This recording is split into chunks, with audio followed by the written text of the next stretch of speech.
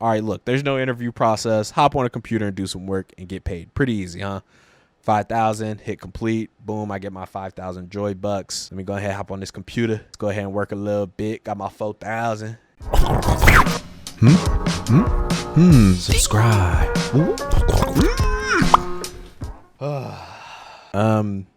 It's been a very, very busy summer for me. I have done a lot of different projects so far, and one to be specific on is my first demo. I just finished basically my first version of the main menu screen. I would say probably the finished logo. I think I want to add like some more details, but I also added this like interactive ball on the main menu screen.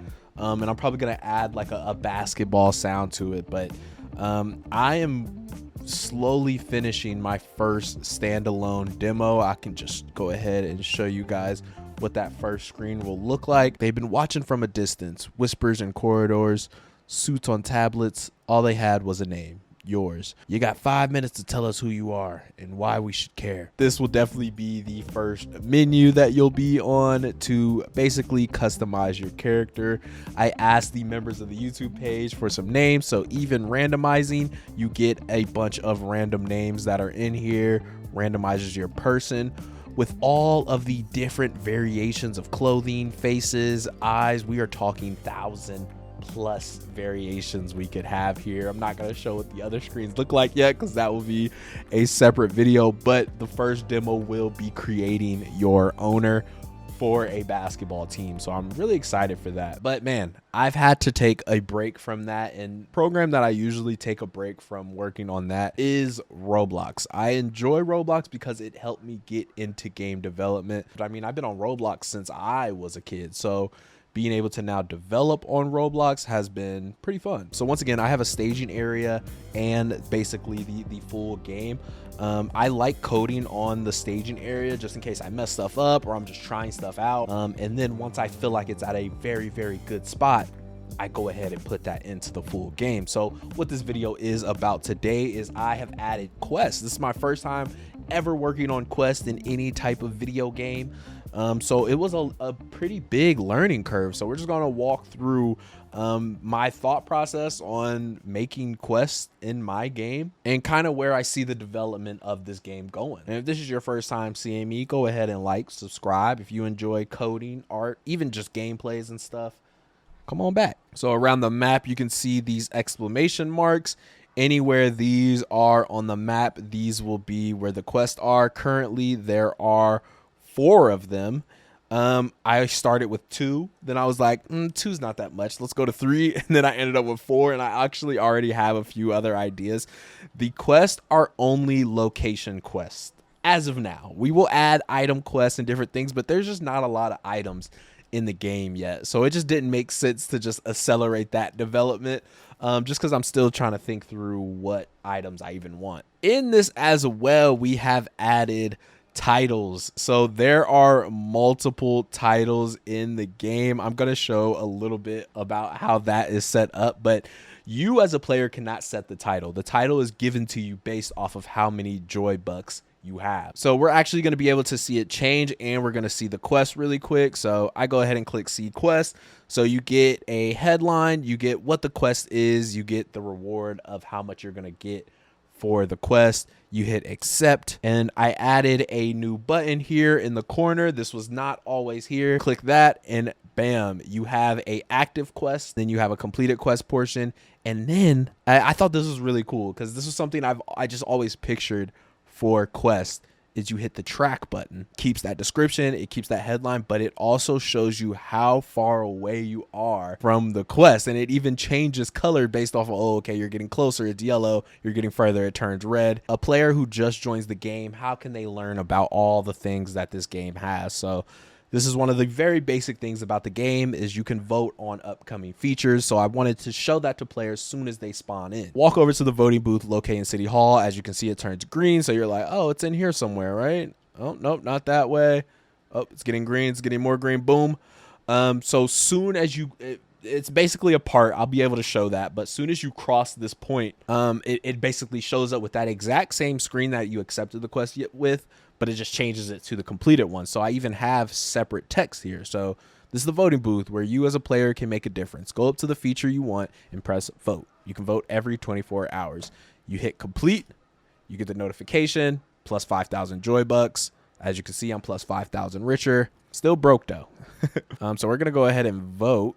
So that puts me at 15,000. Your title is now starting out. So that first, I think, level is like 9,999. So once that goes up, you're good to go. So I love that. Childish offices. This is where some work gets done.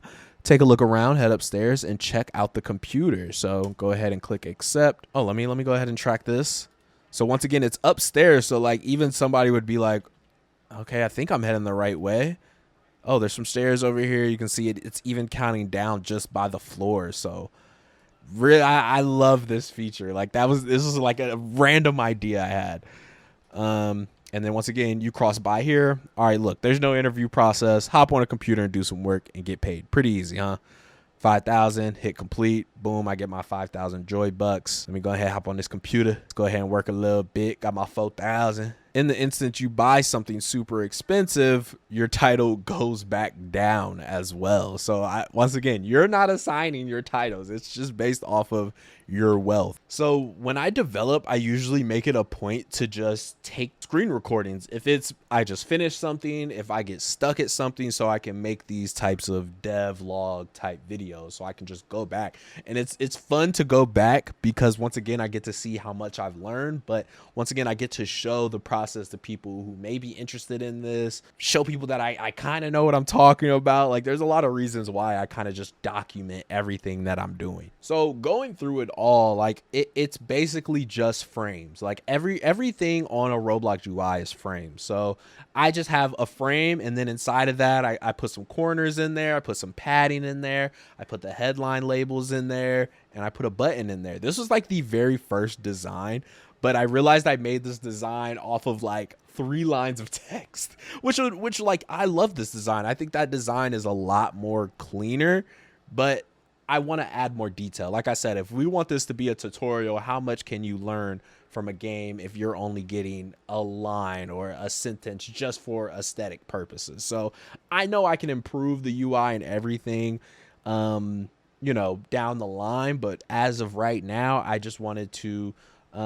get a good spot that it was in. But literally around the same time was when I started playing around with, okay, if you click track, what would that look like? And that's when I started messing around with, okay, it should just go up in the corner. How do you get the quest?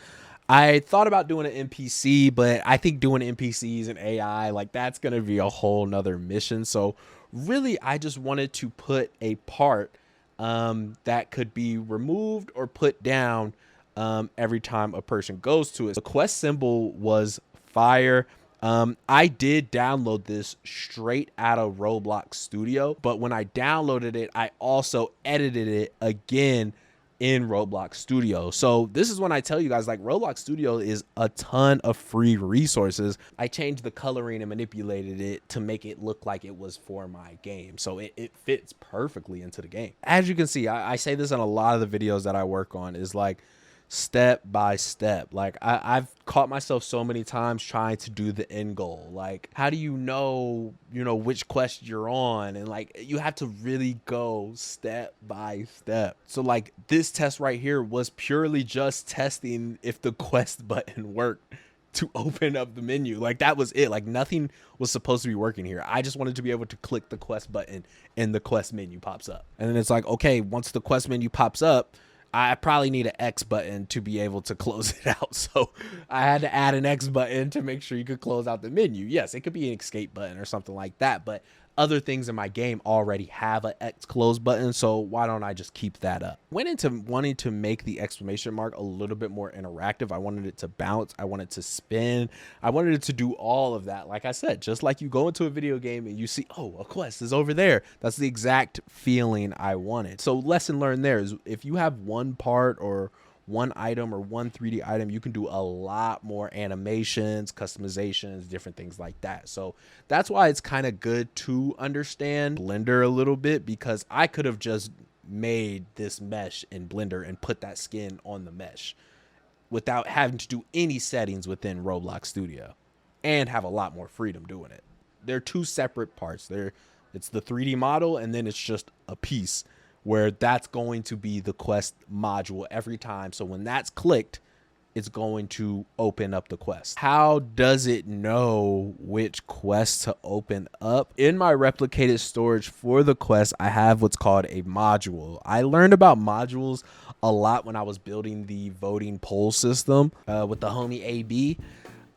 He basically showed me modules just help you be able to customize and change things, so that way the game just has to load a specific ID or a specific number, and it can pull everything that you have associated with that. So in my quest data one, for example, the voting booth quest, to pull all of this information, all we have to do is make sure it says voting booth quest. That is it. And it pulls in the starting message, completion message. It knows what to reward the player. It knows the amount to reward the player. And also, when we do get into it, what type of quest is it, which will be important, especially when we decide on what quests need the tracking button and different things like that. So, and if I open up the start quest part, there's a proximity prompt in there, added the attribute quest name that has the quest in there. So this one is trash collector quest. Anytime this proximity prompt is pressed, with some other coding, of course, it now knows, okay, find trash collector quest. Okay, this quest hasn't been started yet. Open this up. So now clicking the tracking button, does tracking work? Okay, it keeps it up there. It's displaying the right thing. But I noticed it was weird when you click track and nothing changed. So I made it to where when you click track, it would now say untrack. So if you clicked it again, it would then go back to just saying track, just letting you know this isn't the current one that you're tracking. Invisible parts are very well used for zones, because a part knows when a character is touching it in Roblox, which makes a lot of things honestly a lot easier. And something like a Godot, you would have to code a lot of that. So this is me just going back through it just to confirm it knows when I have a quest versus if I don't have the quest. So now I go back, mess with the code again, and this time I want to go through the whole process of me accepting the quest, making sure it is in the quest menu, running in,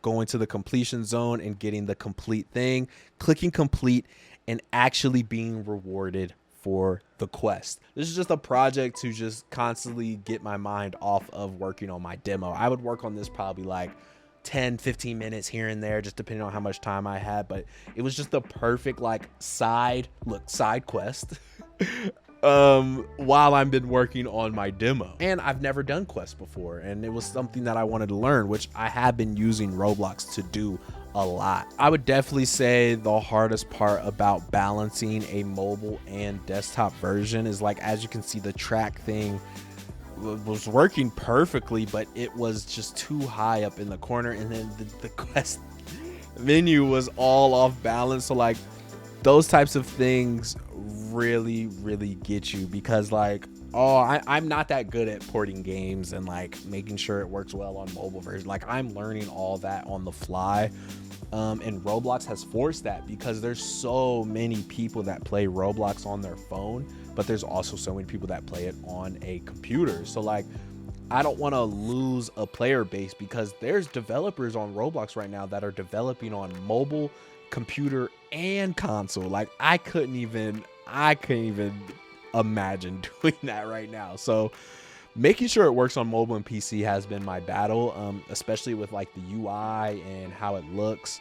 It's just hard. It's just hard because you just can't test it real time. Like, you really gotta play it and enjoy it and see, does this feel right? So please, when you get a chance, as you can see, I have added it to the update log. Quests are here. Earn joy bucks going to specific locations. This is a fun one. This is a fun one. This was a easier one that I've done on Roblox. Like I said, it didn't take me that long to do, and now I have a good idea of how to do it.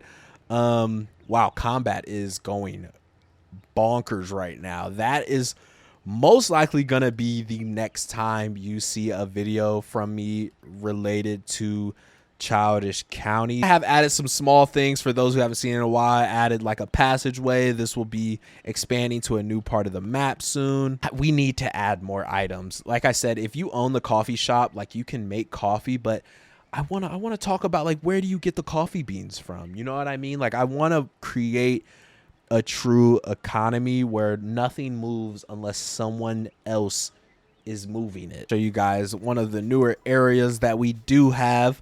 This adds to that idea that I have is, what if somebody has to ship that stuff in, or you know there's a teamster or something that's bringing in stuff into the city for people and he sell like I don't know, but I know we just can't have things just spawn out of thin air.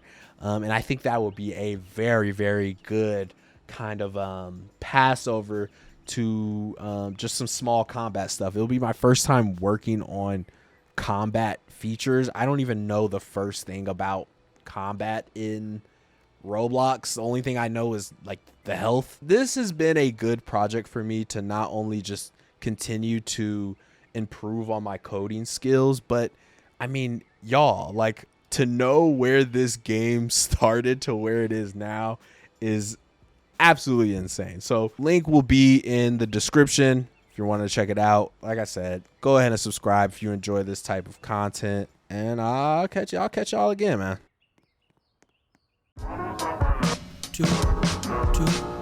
Two.